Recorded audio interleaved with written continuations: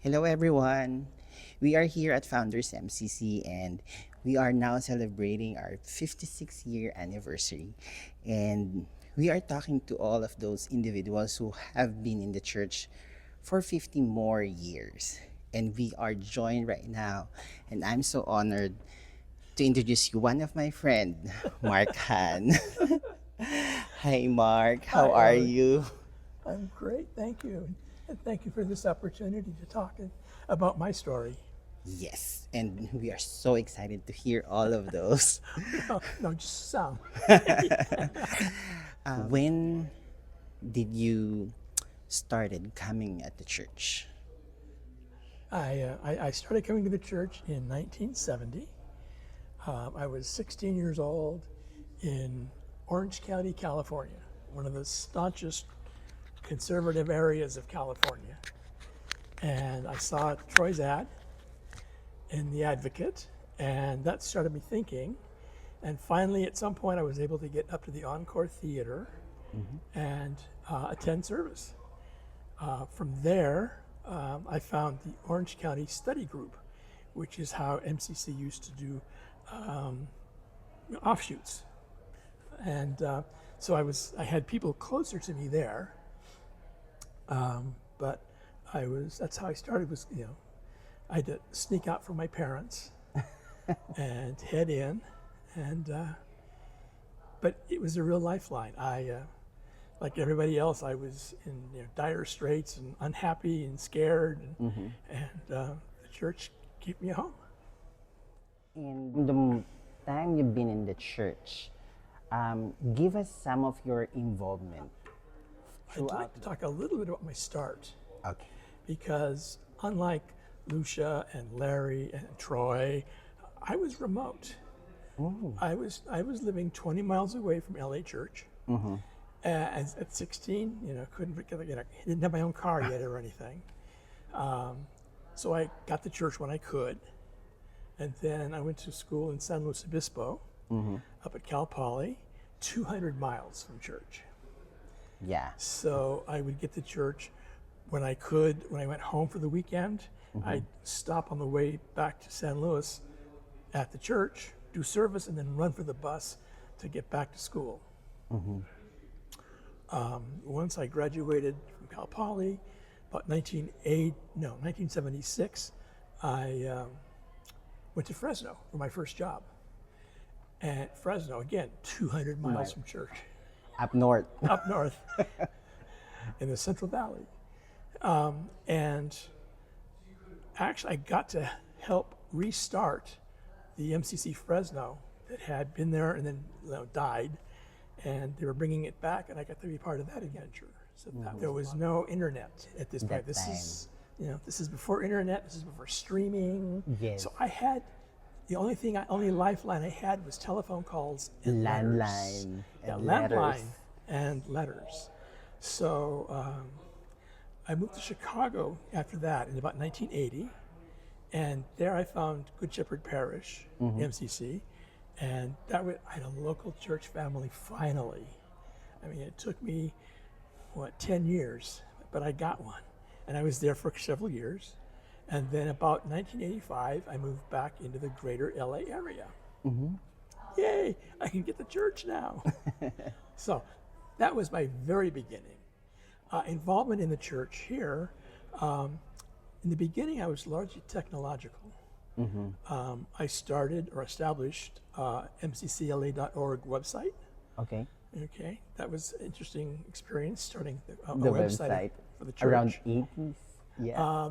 90s. Actually, no, it was about 95. 95. It was about 98. I was one of Troy's Jesus geeks. He started a group of people to help advise the church and the fellowship on technology.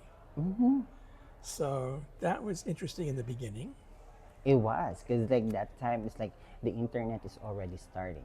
It's just starting. Yeah. And then also a little bit later in that same vein, I became a AOL chat room host for MCC.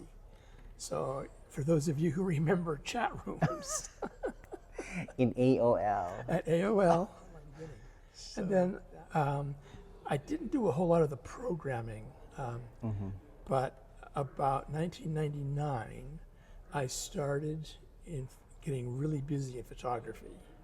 I started at the 97 General Conference in Sydney, and I was actually the film photographer for that, meaning I call it shoot and pray.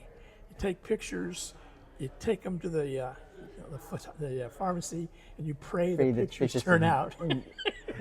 Because those are films around that Those time. were films. So, the 99 General Conference, I was on the board for that. I was on the LA board, which was an interesting experience, especially since we were having the 99 General Conference, which was the dedication of the fellowship offices next door to the Mother Church. Oh yeah, yeah. So that was quite a time, and that's when I really started taking off with digital photography. So I was doing a lot of running around taking pictures. We actually had to close off Santa Monica Boulevard for a while for the Sunday morning worship service. So Yeah. some of my favorite things that happened was I was taking pictures of the installation of various pastors. I was there for the installation of Neil Thomas. I was there for Mike, our interim pastor. So I was there also for like Reverend Keith's installation. And those are always wonderful photographic events. Lots and lots of pictures to take.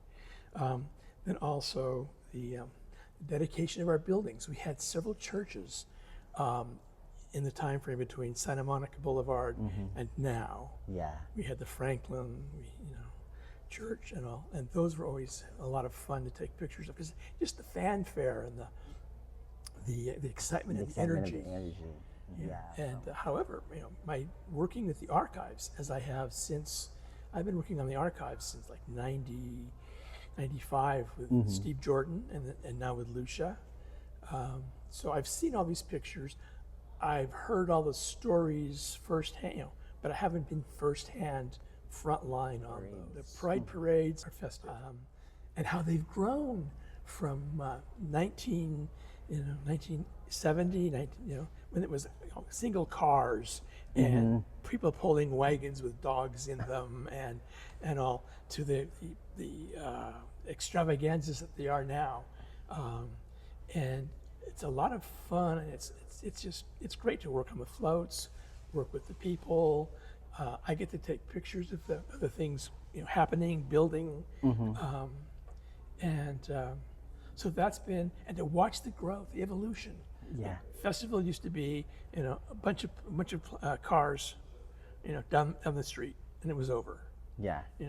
And people just like walking along the Hollywood Boulevard. There you go. Yeah. And throughout those years, you have pictures of those that MCC from people walking until like there's a car, and then until there's a float. Yes, and some of our floats have been fantastic. Actually, one of my favorite pictures is from Neil Thomas era. It was the year we had placards that looked like Monopoly cards with the bright color across the top and across the bottom. And MCC is family. MCC is diversity, and I call those the Monopoly parade. Monopoly. Oh, nice. And it was really a very photographic event. It was a lot of fun. Also, the Freedom to Marry events. Those are very important. Those started at Santa Monica Church. It was the first one that I know of. And it was a small little rally. We had different churches come in, and we're all working towards getting the marriage, freedom of marriage going. And then every year it became a Valentine's Day event, where every Valentine's Day we would have a rally at one of the LA County registrar's office and we'd send people in to request marriage licenses for a same gender couple. And of course they said no, and here's the letter. And but we finally won. And I was with Troy and Philip at Gloria Allred's office when California Supreme Court ruled in favor of same-gender marriage. What a fantastic time to be there. And then we had a big rally at church on Franklin afterwards. There was a Throughout these years, for almost 50 years, you've been in MCC, Founders MCC. Give us at least, it's up to you, fondest memories that you have from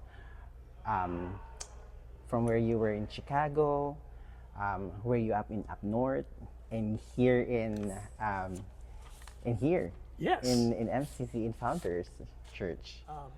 Yes. One of the most special events that are my memories is even before I was able to join MCC. This is in April of 1970.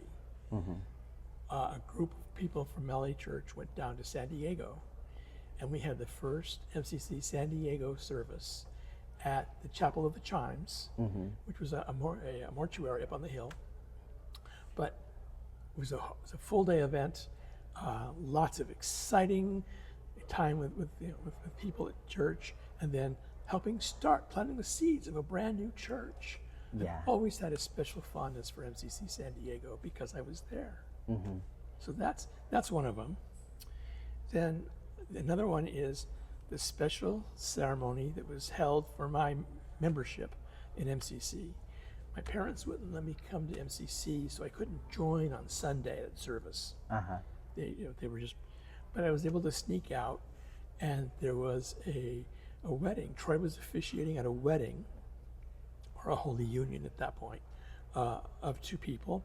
And afterwards, several of the members from MCC LA got together with me in a room, and I got to do my membership intake. A personal, private intake, because I couldn't get to church to do it with everybody else. Yeah. That's a special memory. Worshiping on Sundays is a fond memory, especially because I was up in San Luis Obispo, and I was miles from anywhere or anyone, and I would come down here, and we would sing. In fact, you got a taste this morning.